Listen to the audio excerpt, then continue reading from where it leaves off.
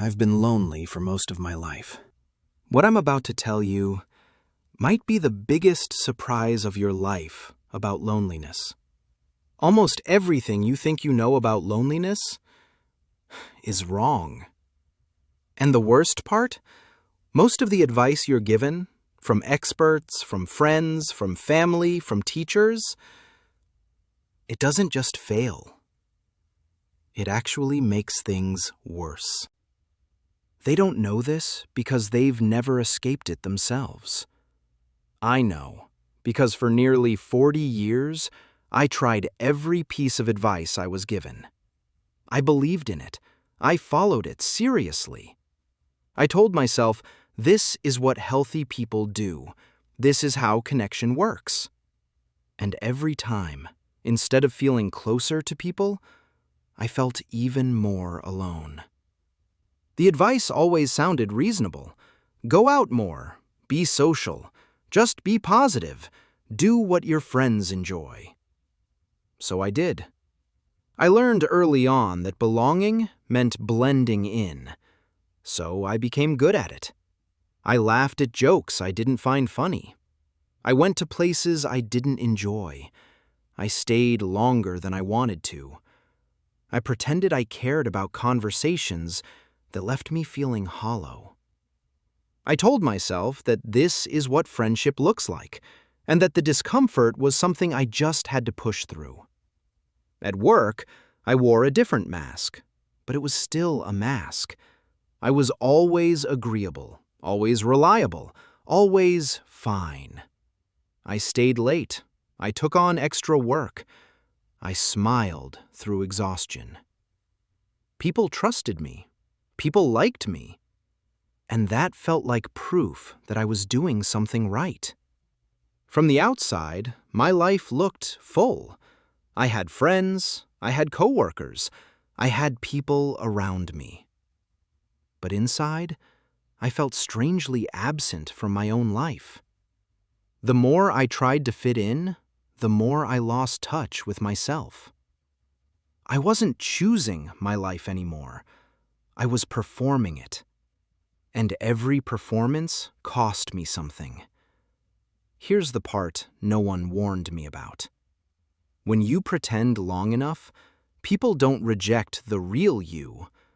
They never meet him. Loneliness isn't always about being alone. Sometimes it's about being surrounded by people who only know your mask. And without realizing it, I had built an entire life where I was present everywhere, except with myself. When I look back, I can see that the loneliness didn't begin in adulthood. It began quietly when I was a kid, long before I had words for it. In elementary school, recess was the hardest part of the day. The other kids played kickball near the chain-link fence or lined up for foursquare on the cracked concrete. I'd hover nearby, pretending to tie my shoes or adjust my backpack, waiting for someone to say, "You can jump in." Most days, no one did. When the bell rang, I told myself it didn't matter, even though it stayed with me all afternoon. One day, a group started a game of tag. I joined late, already running, trying to match their energy. Someone shouted, "We already started!" and the game continued without me. I laughed like it was nothing, but I remember sitting alone on the steps afterward, watching the game continue without me, wondering what I had done wrong. At home, things looked fine from the outside. My family cared about me. They asked about school. They showed up. But emotions weren't something we talked about openly. If I seemed upset, I heard, "You'll get over it." If I stayed quiet, I was praised for being easy and low maintenance. I learned early that needing less attention made me more acceptable. By middle school, loneliness had taught me how to adapt. Everyone talked about Pokemon cards and Call of Duty. I didn't play either, but I memorized enough names to blend into conversations. At lunch, I sat with people who tolerated me, not people who knew me. I laughed at the right moments and stayed quiet when I didn't understand. In high school, I became dependable. The kid who could be added to any group project, the one teachers never worried about. Inside, I felt replaceable. I watched friendships form and deepen around me, while mine stayed shallow. That's when loneliness stopped feeling sharp and started feeling familiar. That same pattern followed me into adulthood. With friends, weekends meant crowded bars and loud music. I don't enjoy drinking much, but I ordered beers anyway because it made things easier. We talked about work stress, sports scores, and stories we'd already told before. When conversations drifted toward something real, the moment passed quickly and we moved on. At work, I became the reliable one. I stayed late when Mike asked. I covered shifts without thinking twice. When someone asked how I was, I said, "All good," even when I felt drained. There were evenings I sat alone in my car after work, engine off, just staring at the dashboard. Not because I didn't want to go home, but because I didn't know what I was feeling anymore. No one in my life knew how tired I was, not physically, emotionally. I wasn't lonely because people were gone. I was lonely because I had learned, from childhood, how to disappear quietly while still showing up. And that kind of loneliness doesn't scream for attention. It waits. It blends in. It becomes normal. Until one day, you realize it's been shaping your life the whole time. Here's something nobody tells you about loneliness. Sometimes the way out doesn't start with other people. It starts with stepping away. I know what you're thinking. Alone? That's the last thing I need. Trust me, I thought the same thing. Being alone felt like admitting defeat. But forcing myself to stay social had become exhausting. Every plan felt heavy. Every conversation felt like a performance. I wasn't avoiding people because I hated them. I was avoiding myself. So I stopped pushing. Not dramatically, no big announcements. I didn't cancel everyone's plans. I just started saying no when I felt tired. I stopped pretending I liked things I didn't. And honestly, the first few times felt terrifying. I remember my first solo hike. Early Saturday morning, no one around, no music, just me and the crunch of gravel under my boots. My mind wouldn't shut up. What am I doing here alone? Isn't this lonely? Shouldn't I be with someone? After that, I started doing more small things alone.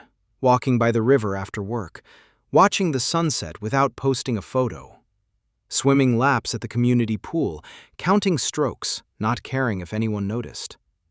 None of it was exciting. None of it was heroic. And for the first time, that felt freeing.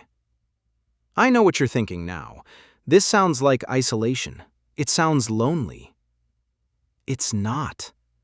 There's a difference between isolation and solitude, and most of us aren't taught how to tell the difference. Isolation leaves you aching. Solitude gives you space. Space to hear yourself again. Space to figure out what matters to you, not what matters to everyone else. And here's the part nobody tells you. You can't form real connections if you keep abandoning yourself. There were still lonely moments, standing at a mountain lookout with no one beside me, eating alone in a crowded cafe. Those moments were uncomfortable. Sometimes I even wanted to cry or laugh at myself for feeling so extra about being alone. But the loneliness felt different now. It didn't punch me in the gut. It was quiet, manageable, honest. I began to trust my own company, to sit with my thoughts without pretending, to notice what drained me and what calmed me, to stop doing things just to be liked. And for the first time in a long time, I felt steady. Here's the unexpected part. The more comfortable I became with myself, the more I noticed the world opening up in small ways. I even noticed people reaching out, not because I was trying to fit in, but because I was finally showing up as myself. I didn't realize it at the time, but this was the turning point. When you stop running from yourself, you stop asking, "Why doesn't anyone choose me?" And you start asking, "Where do I actually belong?" After months of spending time alone, hiking, swimming, walking along quiet trails, something unexpected happened. People started appearing in my life naturally. Not because I was trying, not because I was performing. It started small. Spending time alone first changed how I showed up. I wasn't trying to impress anyone. Here's the truth nobody tells you. Real friendships grow from presence, not effort. The more I focused on my own comfort, the more authentic connections followed. Of course, not everyone stayed. Some people drifted. Some didn't understand my honesty or pace. That's okay. The right connections stay. The rest move on. The friendships that remained were different. They weren't about obligation, fitting in, or pretending. They were about showing up as yourself and having someone else show up the same way. As Rumi wrote, "The wound is the place where the light enters you." I had spent decades masking, hiding, and trying to belong in ways that didn't suit me. Only when I stopped and turned toward myself did I find real light and real friendships. That's the part no one tells you. You don't need to force connection. You don't need to do what everyone else does. The path from loneliness to comfort isn't about being everywhere. It's about being somewhere that matters to you and letting the right people find you there. Sometimes, when you finally show up for yourself, the people you've been waiting for all along are already out there, waiting to meet the real you. As Thich Nhat Hanh wrote, "Because you are alive, everything is possible."